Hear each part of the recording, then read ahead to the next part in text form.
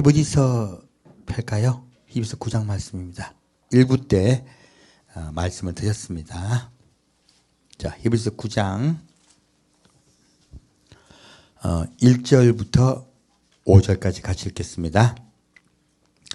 첫 언약에도 섬기는 예법과 세상에 속한 성소가 있더라.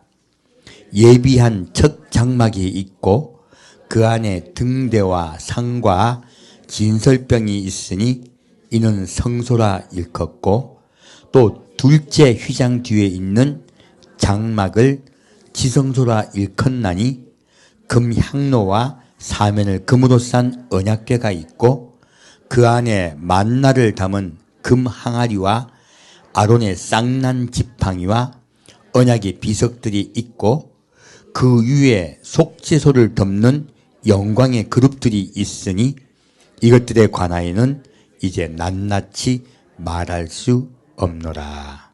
아멘.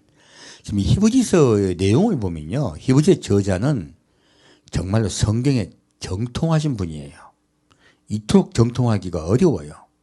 제가 그래서 많은 분들이 이 히브리서 저자를 바울로 보고 있습니다. 사실 그 당시에 예수님의 제자들 중에서 바울만큼 구약에 정통하신 분이 잘 없으세요. 그래서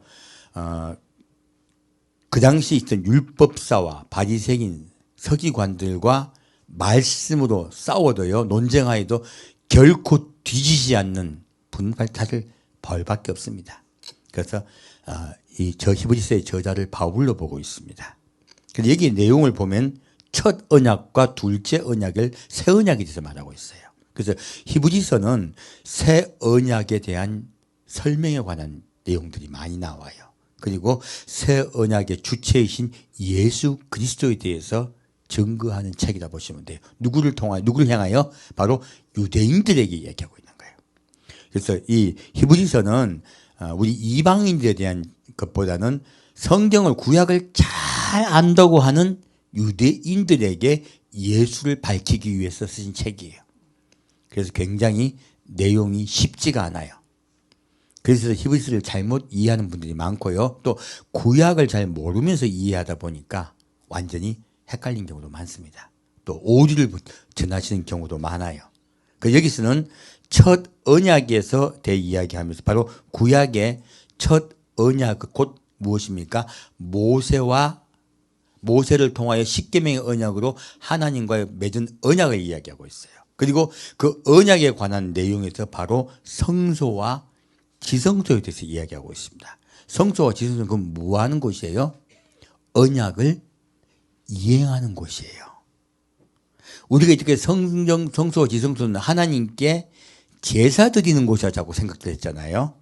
더 정확한 성경의 의미는요, 성전은 언약을 기억하며, 첫째는 언약을 기억하며, 그리고 두 번째는 지성소에 우리도 들어가서 하나님과 함께 살겠습니다. 약속을 기억하며 우리의 인생의 삶 속에 예수를 붙잡고 그리고 성령의 인도함 따라 살겠습니다. 이것이 성전이에요.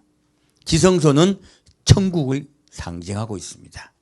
그래서 놀랍게도 이건 약속에 관한, 언약에 관한 것이지 이곳에 제사 드려서 하나님께 죄 씻는 곳이 아니란 뜻이에요.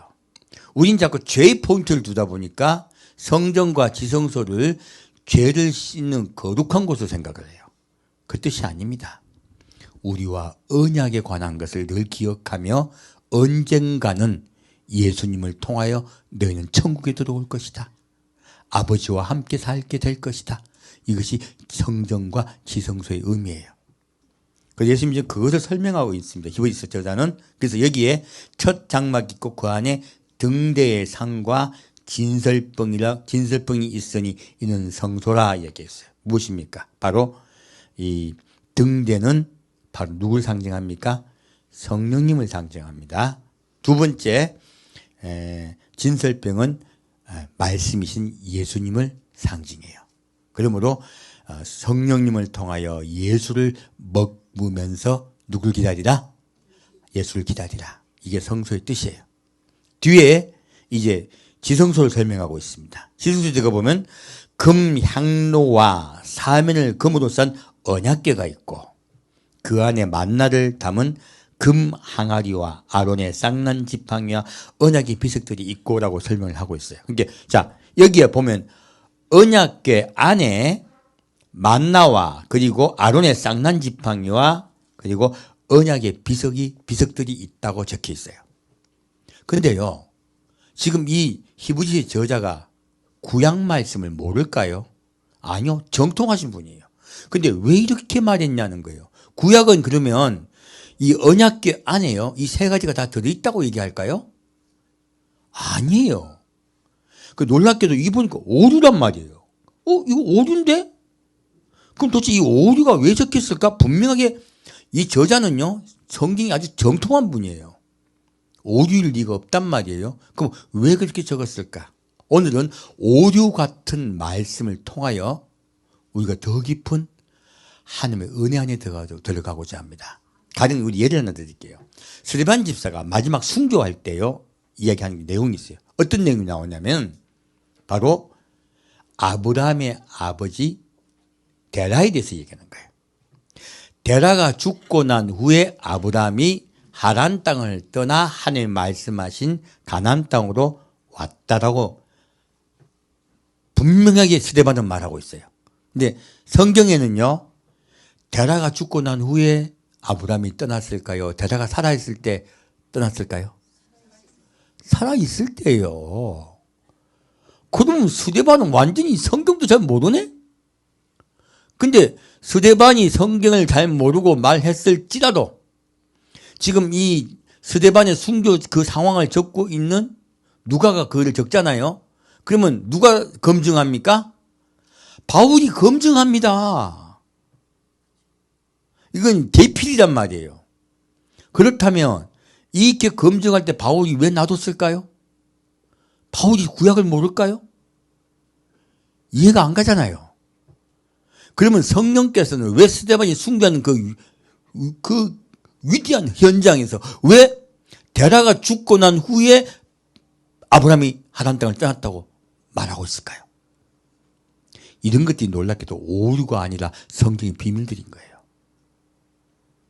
그 뜻이 무엇이냐면요, 이 말씀은요, 무엇이 아니면 안 풀리냐면요, 죽은 자는 죽은 자가 장사진에게 내버려 두고 너는 나를 따르라.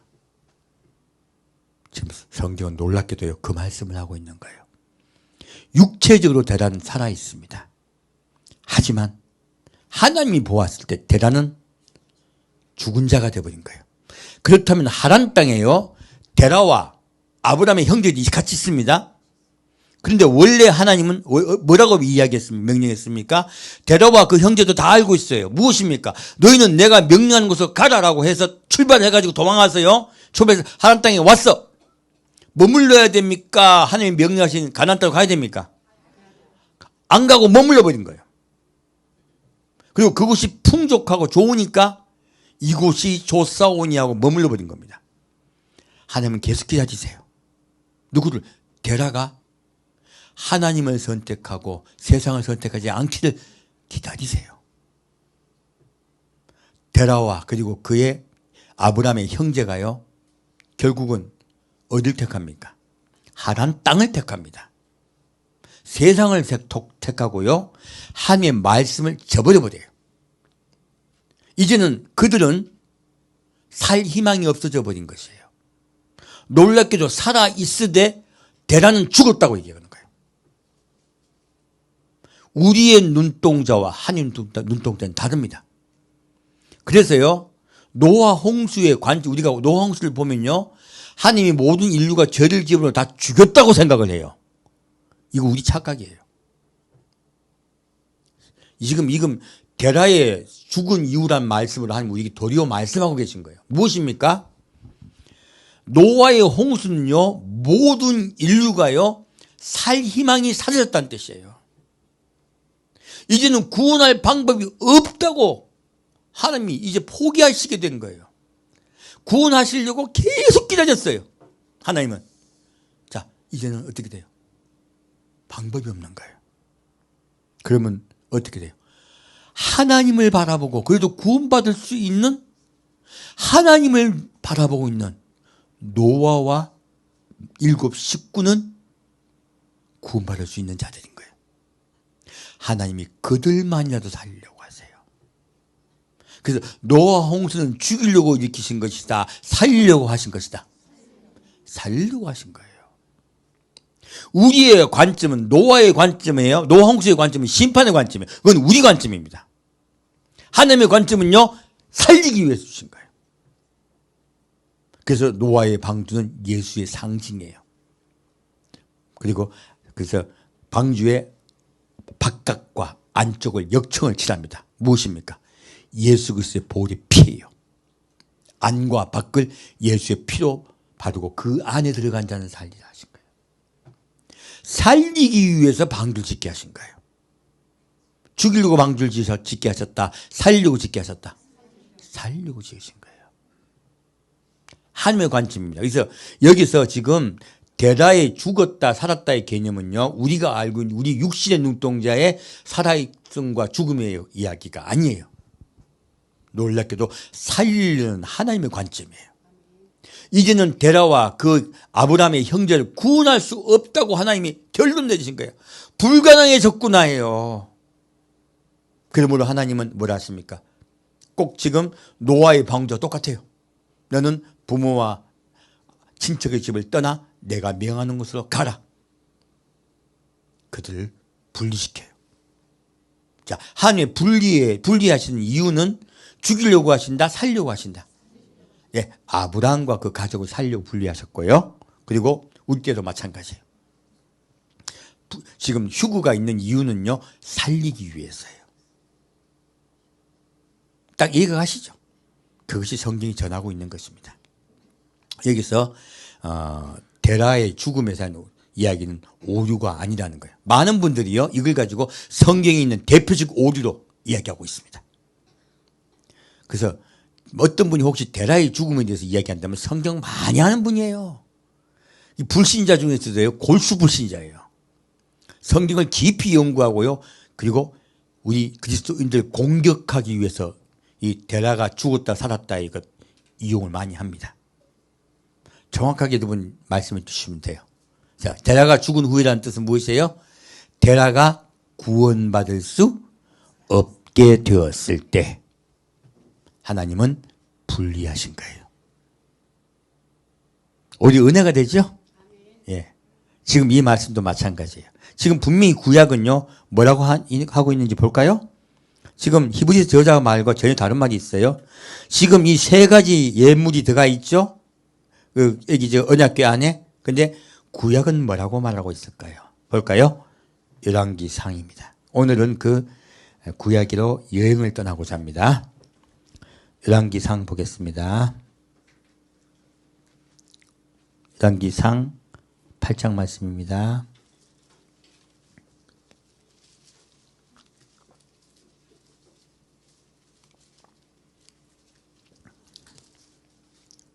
열왕기상 8장 7절부터 9절까지 같이 읽겠습니다.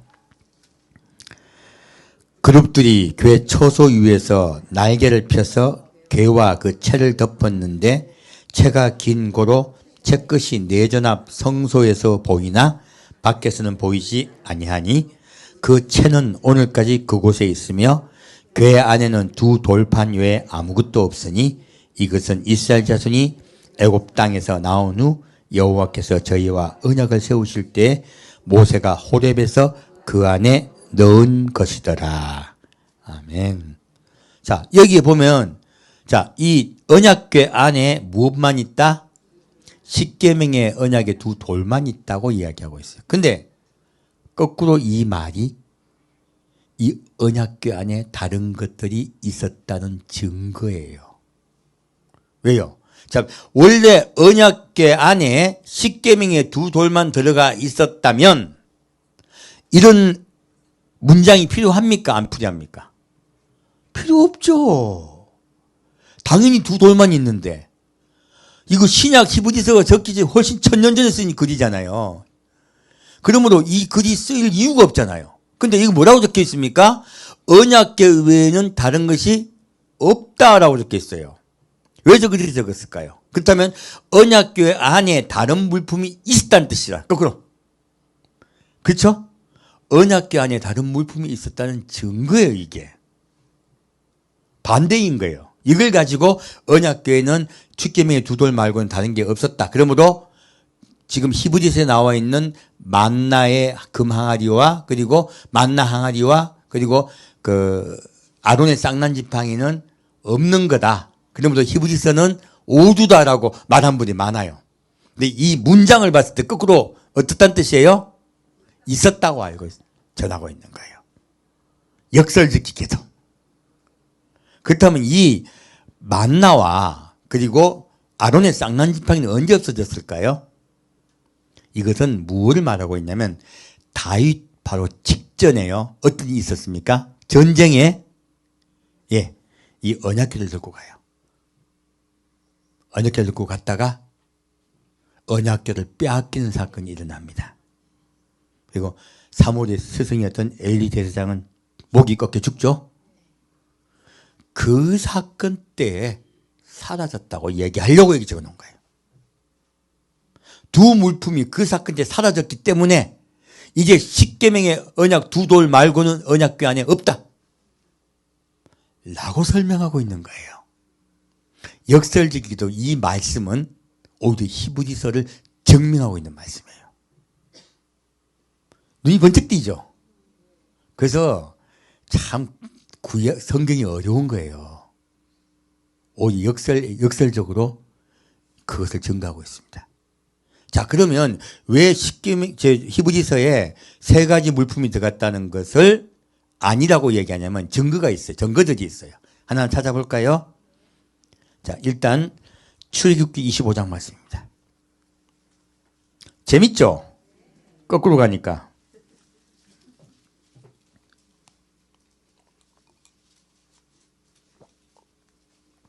출애굽기 25장 10절에서 22절 보겠습니다. 출애굽기 25장 10절부터 22절까지 같이 읽겠습니다.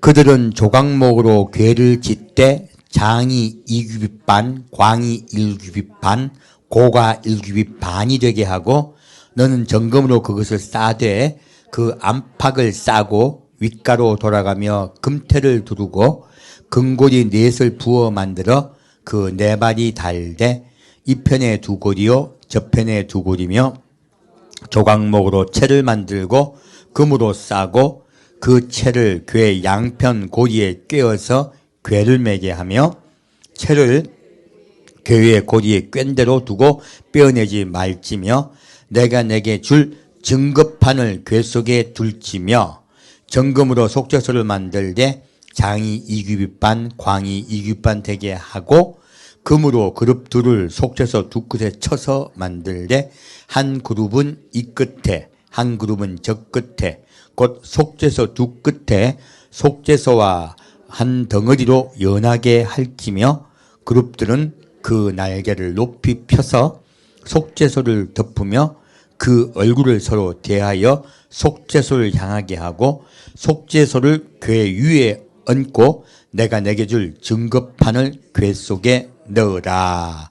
거기서 내가 너와 만나고 속죄소 위 곧 증거궤 위에 있는 두 그룹 사이에 내가 이스라엘 자손을 위하여 내게 명할 모든 일을 내게 이르리라. 아멘. 놀랍게도 지금 언약궤를 설명하고 있는데요. 언약궤는 구성이 이제 장이 1규빗 반 그리고 고가 1규빗 반 정사각형이죠. 그리고 이렇게 옆으로는 2규빗 반이에요. 1규빗이 얼마 되냐면 45cm입니다. 약. 그럼 대략 별로 크지도 않네요. 그죠? 45에다가 반하면 얼마예요? 대략 한 60 정도 돼요. 60 약간 넘겠네요. 그리고 65나 70에 칩시다. 한 70. 큽니까? 작습니까? 우리 보물상자, 집에 있는 보물상자 크기예요. 별로 크지도 않아. 그리고 이거 너비도 얼마 돼요? 한 120대. 그럼 요 정도 돼요, 요 정도. 아이, 언약궤 작네요. 그죠? 안 큽니다. 그러니까 이 모세가 십계명의 두 돌을 들고 올 때 낑낑대고 메고 옵니까? 양팔이 들고 옵니까? 작다는 뜻이죠. 십계명 언약 두 돌도 작습니다. 그래서 근데 여기에 이 언약궤를 왜 만들라 하셨습니까? 그 안에 뭘 넣겠다? 십계명의 두 돌을 넣겠다 하신 거예요. 자, 언약궤를 만든 목적이 무엇이에요? 십계명의 언약의 두 돌을 간직하려고. 자, 그러면 자, 언약궤가 중요해요? 십계명이 중요해요? 십계명이 중요해요. 근데 왜 우리 옛날에 영화에 보면은 언약궤 찾는다고 막 난리치는 모험 영화 나오잖아. 저도 재밌게 봤는데 언약궤를 사람들은 자꾸 중요하게 그래서 사라지는 언약궤를 찾아서 뭐 온갖 영화도 나오고 뭐 온갖 막 이야기도 나오고 수도치 나오잖아요. 뭐. 언약궤가 중요합니까? 십계명이 중요합니까? 십계명이 중요합니다. 이거는 주객이 전도된 거예요. 옷이 중요합니까? 사람이 중요합니까? 똑같아요. 포장지는요, 사실은 없어도 돼. 안에 내용물이 중요하잖아요. 여러분, 택배 오면은 포장지 간직합니까? 버립니까? 그런 거야. 언약궤는 포장지예요. 근데 이 언약궤 안에 십계명의 두 돌이 중요하기 때문에 십계명의 돌을 간직하기 위해서 언약궤를 만드신 거예요. 언약궤 주목할 필요 없다. 근데 중요한 건 언약궤 위에요. 속죄소예요. 속죄소는 굉장히 중요합니다. 속죄소에 무엇 만듭니까? 연하여 딱 그룹 둘을 만들어요. 그룹을 왜 둘만 만드셨을까? 제가 오전에 말씀드렸습니다. 이것은 천년왕국에 관한 이야기예요. 그 천년왕국의 비밀이야. 제가 제 성도 말씀드렸는데 히브리어를 정확히 모르다 보니까 성경을 오류가 범해졌다고 일부 때 말씀드렸습니다. 그러면 유대인들은 성경을 잘 풀까요? 그러면 오늘날 저 모양 저 꼴이겠어요? 유대인들 성경 하나도 모릅니다. 지금 언약궤 위 두 그룹 이야기 몰라요. 전혀 몰라요. 이 두 그룹은요, 예수님이 친히 다시는 하나님의 왕국을 이야기하고 있습니다. 그 부분에 제가 전한다고 말씀드렸습니다. 왜 이 두 그룹이 하나님의 왕국에 관한 이야기인지. 그리고 여기서 다시 나옵니다. 이렇게 그룹을 만들고, 그리고 여기에 지금 속죄소를 뒀죠. 무엇입니까? 속죄소는요, 예수님의 보혈 피가 뿌려져야 돼요. 바로 예수님의 초림의 사건과 그리고 재림의 사건을 이야기하고 있어요. 왜요? 이스라엘 민족이 속죄할 때가 언제예요? 예수님 재림하실 때예요. 그래서요, 이미 초림은요, 어디서 일어납니까? 바로 영문 밖에서 일어납니다. 성전 바로 지금 들어오기 전에 물두덩이가 있죠? 그 물두덩이에서 양을 잡아요. 양을 잡고 피를 갖다가 흘리게 하고요. 그리고 소를 잡습니다. 그리고 가를 다 태워요. 그래서 그 죄를 어떻게 합니까? 영문 밖에 버려요. 이것이 바로 예수님의 십자가 못 박혀 돌아가신 사건은 어디 있다? 성소와 지성소에 들어가기 전에 바깥에서 이미 일어납니다. 성전의 바깥에서. 그래서 예수님의 초림의 사건은요, 성소와 지성소 이전에 이미 일어난 사건이고요. 성소에 들어왔다는 건 예수를 통해 우리가 하나님께 나갈 수 있다는 뜻이에요. 여러분의 인생의 삶을 이야기하고 있습니다. 지성소는요, 천국을 이야기하고 있어요. 정확히 그렇게 이해하시면 돼요. 자, 여기에서 보다 보면 속죄소는 이스라엘의 회개하는 그 상황, 예수님이 이 땅에 오셔서 친히 다스린 상황을 말씀하고 있고요. 그리고 아래 두 그룹을 이야기한 것이 무엇이라고요? 천년왕국을 하나님이 친히 다스린 나라를 말하고 있어요. 그래서 그 그림자로 말씀하고 있어요. 밑에 21절까지 괜히 읽은 게 아니고요. 자, 22절. 거기서 속죄소 위에죠. 위에 곧 거기서 내가 너와 만나고 속죄소 위 곧 정극의 위에 있는 두 그룹 사이에서 내가 이스라엘 자손을 위하여 내게 명할 모든 일을 내게 이르리라. 하나님은 미리요, 내가 그곳에 좌정하여 있겠다 하셨어요. 어디요? 두 그룹 사이에서. 바로 예수님이 친히 이 땅을 다스리는 상황을요, 하나님이 미리 보여주시는 거예요. 하나님은 어디 계신다? 지성소의 두 무릎 사이에 계십니다. 그리고 말씀하세요. 그래서 하나님은 처음부터요, 우리 인류를 전체를 구원하시려고 작정하시고 인류 전체를 어떻게 구원하실 것인가를 여기에 말하고 있고요. 인류 구원의 가장 중요한 것이 바로 언약에 관한 것이라 하신 거예요. 그래서 1부 때 말씀드렸습니다. 성경은 어떤 책이다? 언약서다. 그래서 이 언약서를 안에 넣어다오 하신 거예요. 그 언젠가 이스라엘 민족이 회개할 그때 내가 이 땅에 내려올 것이며 온 세상을 친히 다스릴 것이다. 너희에게 직접 말하겠다. 지금은 모세에게만 말하지만 그때는 모든 인류에게 친히 말씀하시겠다. 그래서 뭐라고 말합니까? 천년왕국 때는 아이들은 예언할 것이며 늙은이는 꿈을 꾸고 그리고 젊은이는 환상을 보리라. 그게 천년왕국이에요. 그 후에 설명하고 계신 거죠. 자, 그러면 민수기 17장 보겠습니다. 이해가죠? 여기서 봤더니 언약궤가 어디 들어간다? 언약궤 안에 언약의 두 돌이 들어간다. 이건 이해하실 거예요. 두 번째, 민수기 17장 보겠습니다.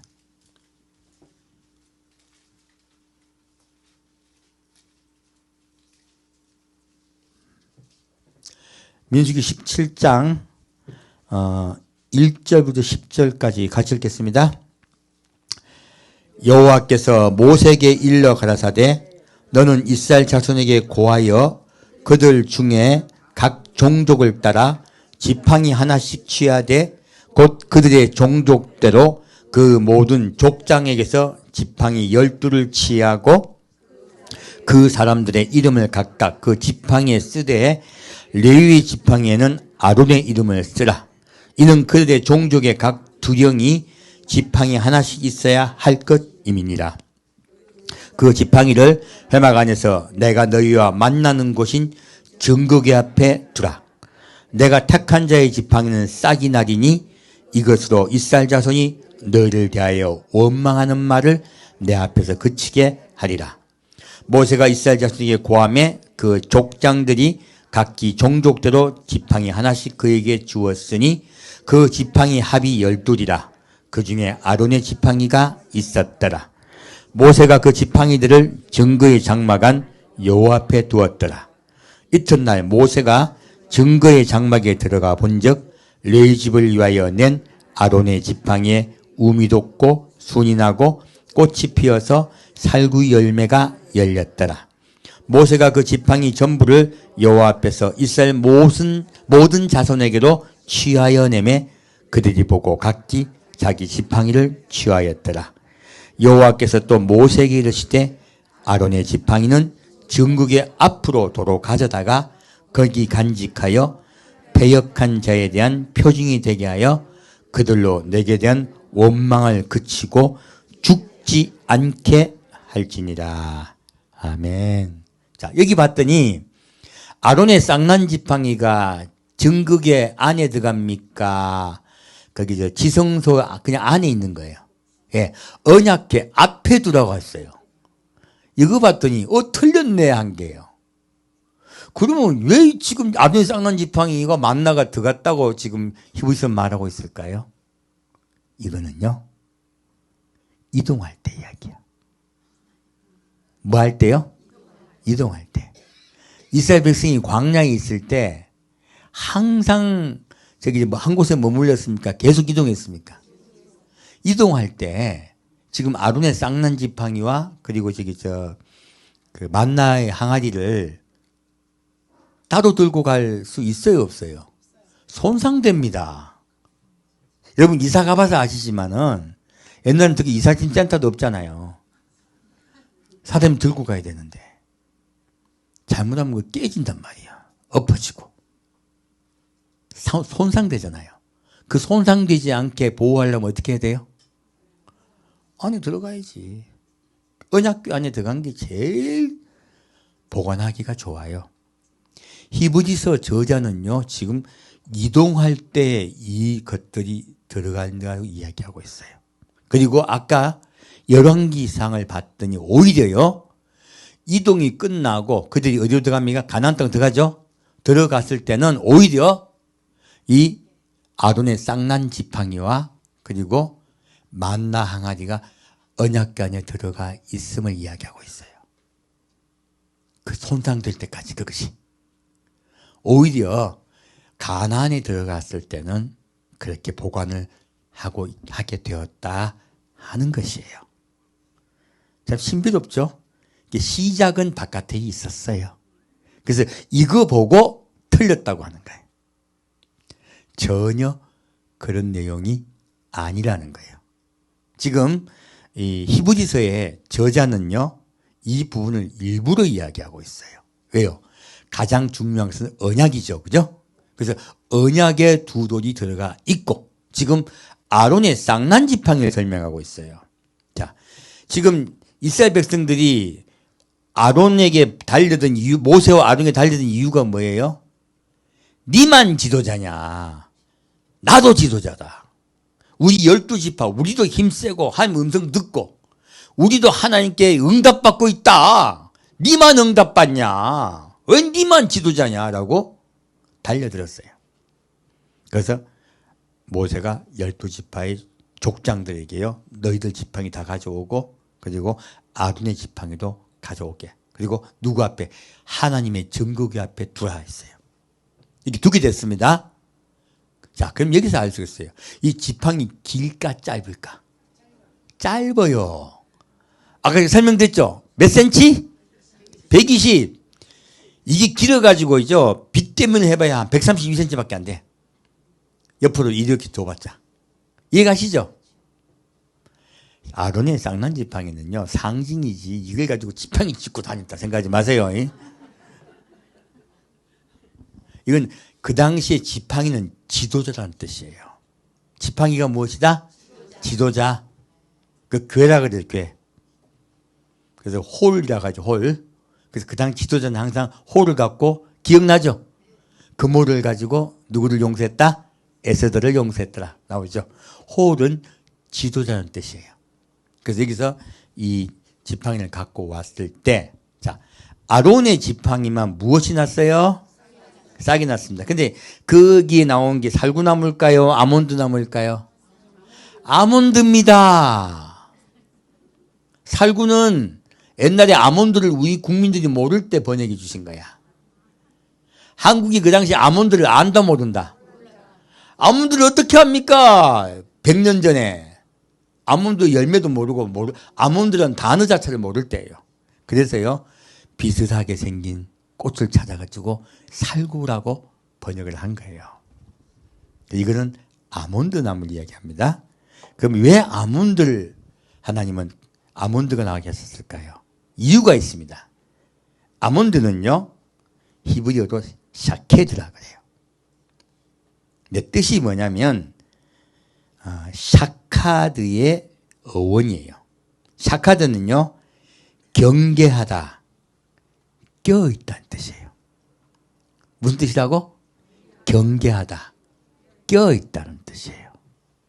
왜 그러냐면 이 아몬드 꽃이요, 이스라엘은 12월에서 2월 사이에 개화합니다. 이른 봄에 가장 먼저 피어나는 꽃, 아몬드. 우리 대한민국은 벚꽃 같은 것이에요. 꼭 벚꽃과 아몬드 꽃은요, 똑같이 생겼습니다. 제가 어제 아몬드 꽃을 아내에게 보여주었더니 벚꽃이네 그러더라고요. 색깔도 거의 같아요. 이 지금 아몬드 꽃을 설명하신 것은요, 무엇입니까? 그래서 봄에 가장 먼저 피어나는 꽃. 우리나라 뭐 매화 같은 것이죠. 한국은 진달래 생각하시면 돼요. 가장 먼저 피어나는 꽃을 이야기하고 있어요. 무엇입니까? 너희들은 언젠가 예수가 오실 때인데 깨어있으라. 늘 경계하며 기다리라 하신 거예요. 바로 이 아몬드는요, 예수님을 사모하며 성도가 기다려야 한다고 말하고 있는 거예요. 그래야 어떻게 해요? 밑에 뭐라고 적혀 있습니까? 그 지팡이를 기억하며 패역한 자에게 무엇이 되게 하리라? 표징이 되게 하리라. 우리 인생을 살다 보면요, 하나님보다 세상이 좋을 때가 많아요. 이 족장들도 전부 다 족장들 목사님들이죠.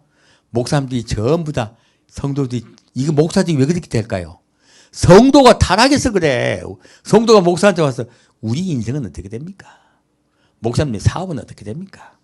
우리 자식 학교는 어떻게 됩니까? 전부 묻는 게, 자, 예수에 대해서 묻는다. 자기 인생에 대해서 묻는다. 목사는 대답을 해줘야 될 거 아니에요. 그러다 보니까 목사도 우리의 삶은 주님이 인도하시고 함께 하십니다. 여러분에게는 소망이 있습니다. 그 소망이 천국 소망이야. 장차 잘 될 거란 얘기야. 전부 지금 다른 이야기들을 하는 거예요. 하나님 보시기는 분노하실 일이에요. 글쎄요, 아몬드 순이 돋고요, 꽃이 피어나고, 그리고요, 아몬드 열매가 맺게 하신 거예요. 무엇입니까? 깨어있으라는 거예요. 그 뜻이에요. 여러분 지금 여기 보고 있는 이 메노라 있죠? 이 메노라가 바로 다 아몬드로 되어 있습니다. 여 밑에 지금 이런 거 있죠? 이거 전부 다 뭐냐면 아몬드 꽃들이에요. 이게 아몬드 꽃을 형성한 겁니다. 요거 밑에 건 꽃받침. 얘들은 놀랍게도 이 메노라 자체가요, 아몬드를 상징해요. 아몬드 나무로 딱 만든 거예요. 이 전체가 아몬드 나무입니다. 왜 그렇게 만들었을까요? 성령님은 성도를 깨어나게 하시는 분, 경계하며 세상에 눈 돌리지 않으며 예수님을 사모하며 기다리게 하시는 분이에요. 원래 성령님이 그분이세요. 제가 메노라를 갖다 놓은 거는 성령님이 어떤 일을 하시는가를 성경은 정확하게 말하고 있습니다. 누가 그걸 착각한다? 우리가 착각합니다. 그래서 민수기 찾아보면 이제 이 메노라에 대해서 정확히 설명하고 있습니다. 그거는 시간 관계상 안 찾겠습니다. 정확하게 아몬드는 무엇이다? 출애굽기 25장 보면 이 메노라에서 설명을 하고 있습니다. 전부 아몬드라고 상징해요. 이 전체가 아몬드 나무입니다. 그러면 성령은 뭐 하시는 분이다? 깨어있으라. 경계하고 있으라. 예수님을 사모하며 기다리고 살아라. 그 성령님이 하시는 말씀이에요. 그래서 성령은 예수를 알게 하는 영이에요. 그래서 이게 성소에 있으시죠? 그리고 우리의 말씀이신 예수가 계신 거예요. 놀랍게도 아몬드, 아론의 쌍난 지팡이 주신 것은요, 예수에 대해서 얘기하려고 주신 거예요. 그래서 언약의 주체이신, 새 언약의 주체이신 예수님이 그 예수님을 사모하며 기다리라고 하시면서 어디에 들어갔다? 아론 쌍난 지팡이가 언약궤 안에 들어갔다는 얘기예요. 지금 바울은 그걸 이야기하고 있습니다. 자, 그럼 다시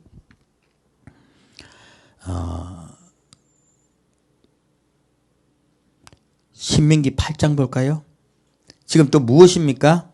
출애굽기 16장 보겠습니다. 마지막 하나 남았네요. 만나가 있네요. 그죠? 지금 이 아론의 쌍난 지팡이는 무엇이다? 깨어있으라, 경계하라, 예수를 기다리고 세상과 싸우라는 뜻이에요. 성령 안에서. 그게 아론의 쌍난 지팡이 뜻입니다. 목사는 그 일을 해야 되지 딴짓 하지 말아라. 그 뜻이에요. 누가 그 적어놨다. 제가 이제 이제 한번 참고하려고 보고 있으니까 목사한테 까불면 죽는다. 적어놨더라고. 그 뜻 아닙니다. 해석도 참 큰일 날 소리. 출애굽기 16장 31절부터 36절까지 같이 읽겠습니다. 이스라엘 족속이 그 이름을 만나라 하였으며 가시 같고도 희고 맛은 꿀 섞인 과자 같았더라. 모세가 가로되 여호와께서 이같이 명하시기를 이것을 오멜에 채워서 너희 대대 후손을 위하여 간수하라. 이는 내가 너희를 애굽 땅에서 인도하여 낼 때에 광야에서 너희에게 먹인 양식을 그들에게 보이기 위함이니라 하셨다 하고 또 아론에게 이르되 항아리를 가져다가 그 속에 만나 한 오멜을 담아 여호와 앞에 두어 너희 대대로 간수하라. 아론이 여호와께서 명하신 대로 그것을 증거판 앞에 두어 간수하게 하였고 이스라엘 자손이 사람 사는 땅에 이르기까지 40년 동안 만나를 먹되 곧 가나안 지경에 이르기까지 그들이 만나를 먹었더라. 아멘. 오멜은 에바 10분의 1이라 했는데 이건 이제 한 오멜이 뭐냐면 에바 10분의 1이면 한 오멜이 약 한 20리터 돼요. 이렇게 10분의 1이면 약 한 2리터 돼요. 22리터거든요. 그러니까 한 2.2리터 되는 만나를 주셔서 먹게 하셨어요. 생각보다 세 번 나눠 먹으면 양이 안 많아요. 배가 딱 안 고플만 해요. 배부르지 않습니다. 자, 그래서 여기서 뭐라고 말하고 있습니까? 지금 이 만나를 어떻게 해요? 너에게 뭘 양식이니 한식에 간직하라고 했죠. 근데 이 간직을 어디하게 하였어요? 증거계 안에, 증거판 앞에 두어 간수를 했어요. 그래서 이거 보고 안 들어가 있다는 거예요. 중요한 건 언제 들어갔다? 이동할 때. 이동할 때 들어가고 내가 보기에 안 뺀 걸로 보여요. 그래서 아까 지금 열왕기 상에 봤더니 2개는 사라지고 증거판 2개만 남았더라라고 얘기한 거예요. 그 뒤로는 들어갔다고 봐야 돼요. 그래서 이거는 이스라엘의 역사와 히브리인들의 어떤 전하여 구준되어 오는 것들까지 정확하게 알고 있다는 이야기예요. 오히려 우리 시대는 그것을 오히려 엮어서 새롭게 알아야 돼요. 전혀 다른 말씀이죠? 자, 그러면 왜 지금 만나에 대해서 일부러 히브리서 말씀하셨을까요? 이유가 있습니다. 신명기 8장 보겠습니다.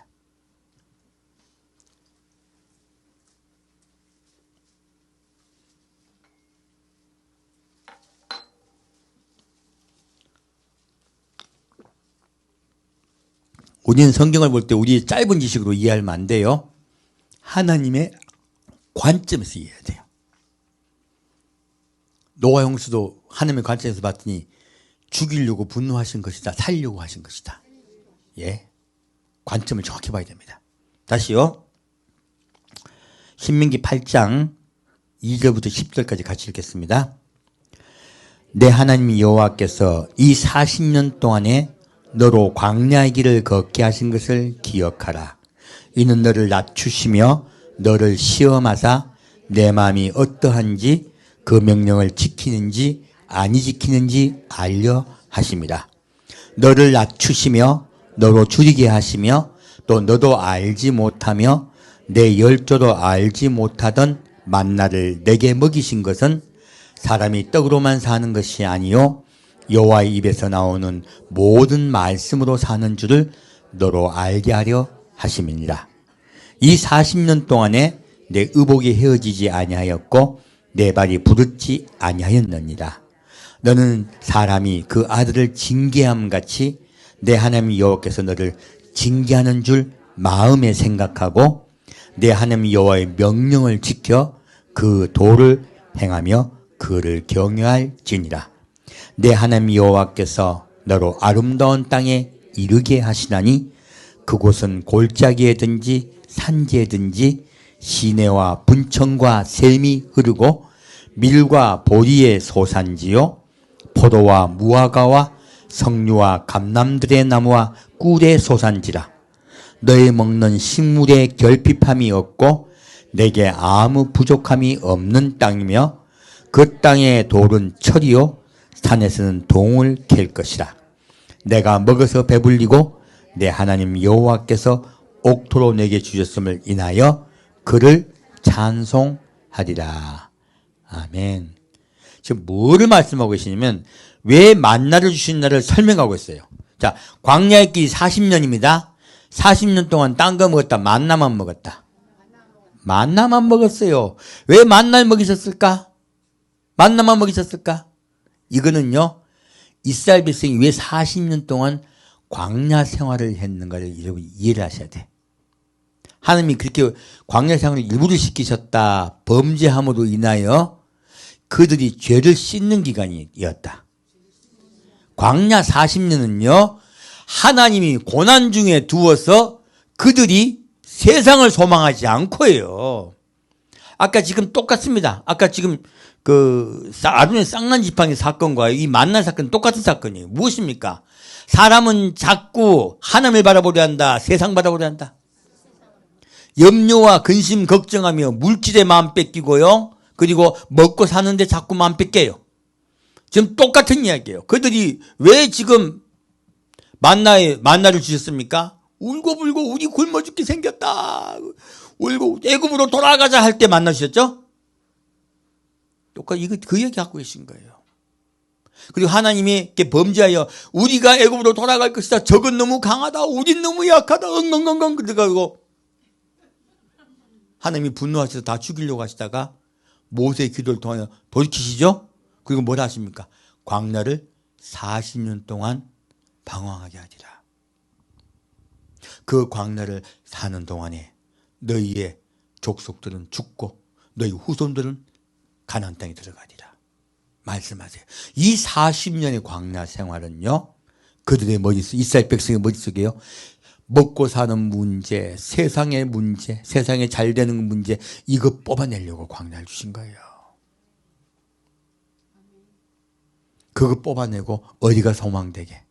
천국이 소망되고 하나님이 소망되게 하나님과의 언약이 그들이 바라보는 목표가 되게 하시려는 거예요.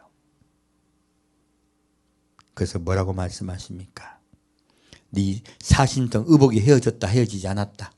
헤어지지 않았다. 그리고 뭐라 말씀입니까? 사람이 떡으로만 살 것이 아니라 하나님 입에서 나오는 모든 말씀으로 살리라. 예수죠. 너희는 누구로 인하여 산다? 예수로 인하여 살리라. 그것을 가르치시려고. 왜? 그가 생명이니까. 그래서 말씀하세요. 너는 하나님이 아들을 사랑하는 아들을 징계하듯이라고 해요. 이 징계하다는 히브리어 야사르라고 합니다. 뜻은요. 주먹으로 때리다는 뜻이에요. 우리가 하나님이 징계하는 거 쉽다. 엄청 아프다. 여기 맞아본 분들 많죠? 다 한 방씩 맞아본 분들 같은데? 우리가 사람이 그냥 조금 때려가지고 사람이 깨닫는다, 못 깨닫는다? 못 깨닫습니다. 한 방 세게 맞아야지, 그냥. 아이고. 왜 때렸을까? 정신 번뜩 나라고. 세상 바라보라, 천국을 바라보라. 천국 바라보려면 세상이 아주 미워지게 돼야 돼. 그래서 아주 세게 때린다고 나와 있습니다. 그래서 야사르는 주먹으로 때리다, 훈계하다, 단련시키다는 뜻이에요. 어떻게 해요?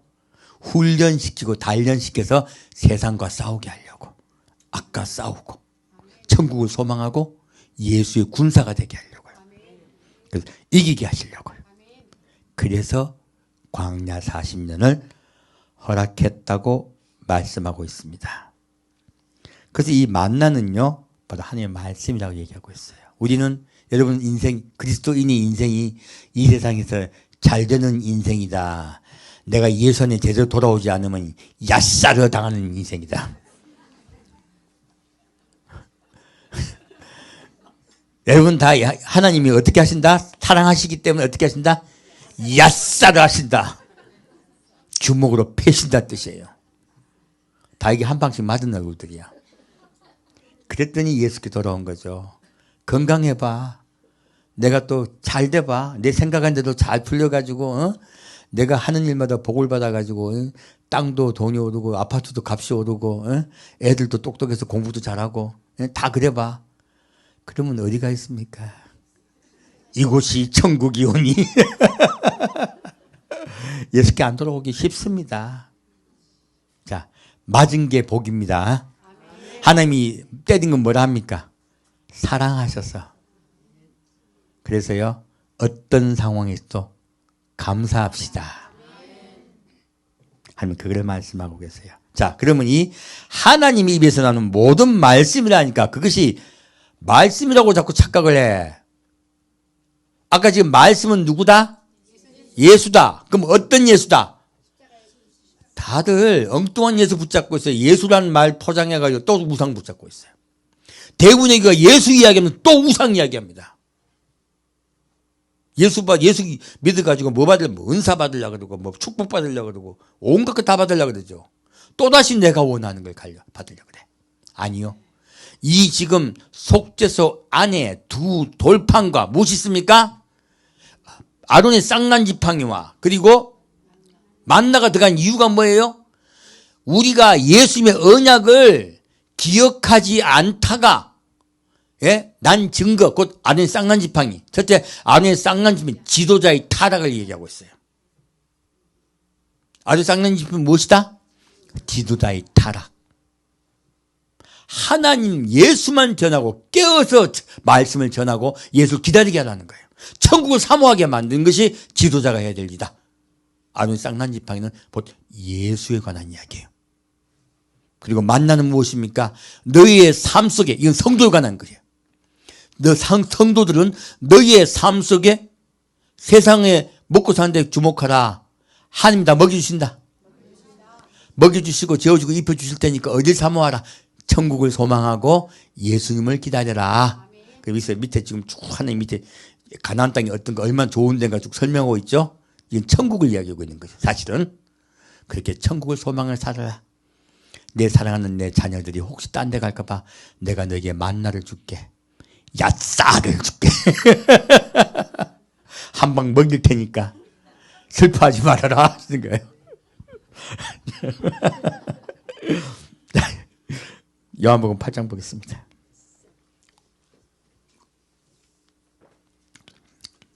저도 야싸를 갖다 몇 번 맞아가지고 아주 아싸하게 얘기합니다. 자, 이제 이 만나 곧 떡이 무엇인가 정확히 볼게요. 요한복음 8장 47절부터 51절까지 같이 읽겠습니다. 하나님께 속한 자는 하나님의 말씀을 듣나니 너희가 듣지 아니함은 하나님께 속하지 아니하였음이로다. 유대인이 대답하여 가로되 우리가 너를 사마리아 사람이라 또는 귀신이 들었다는 말이 옳지 아니하냐.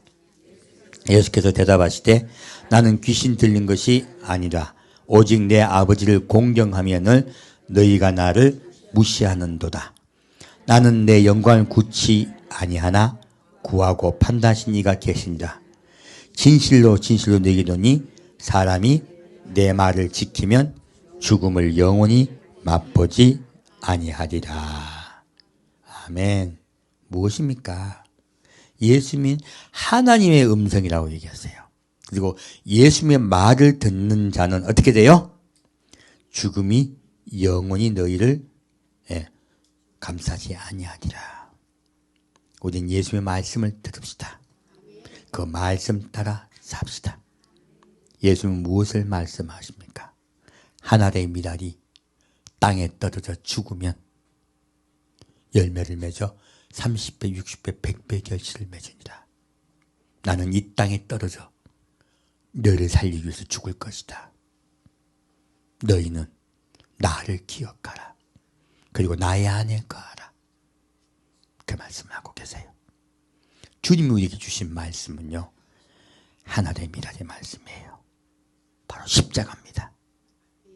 우리가 십자가의 사랑 안에 들어갑시다. 그 은혜와 그 은혜 안에 들어갑시다. 그럴 때 우리가 살 줄 믿습니다. 우리 매일 만나를 먹읍시다. 그리고 십자가의 언약을 기억하며 이스라엘 백성이 만나를 주어서 하나님이 경계하였듯이, 그리고 이스라엘 지도자들에게 아론의 쌍난지팡이로 너희들이 이스라엘 백성을 잘못 인도하면 다 죽는다. 예수를 사모하고 경계하며 기다리라.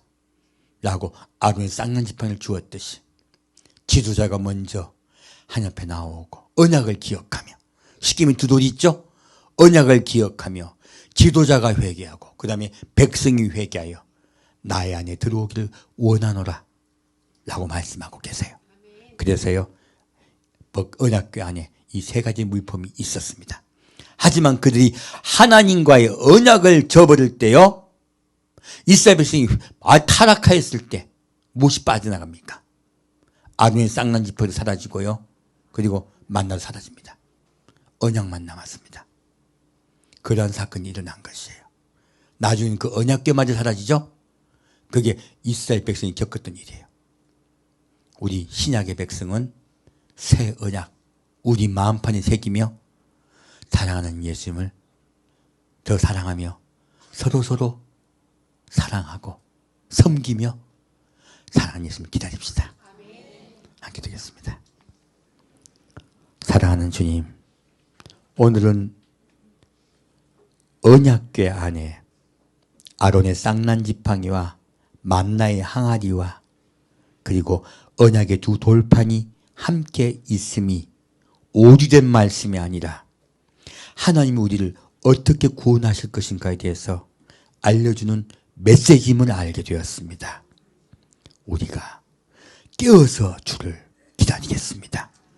그리고 우리의 삶 속에 십자가에 못 박히신 예수, 이것은 내 몸이 너는 이것을 먹고 나를 기념하라 하신 그 말씀, 십자가에 우리를 향한 예수님의 사랑을 늘 기억하며 겸손히 매일 나아가겠습니다. 그리고 늘 그 언약을 붙잡겠습니다. 주님 오실 때 우리 성도 한 명 한 명의 이름을 불러 주옵소서. 산주 예수 그리스도 이름으로 기도합니다. 아멘.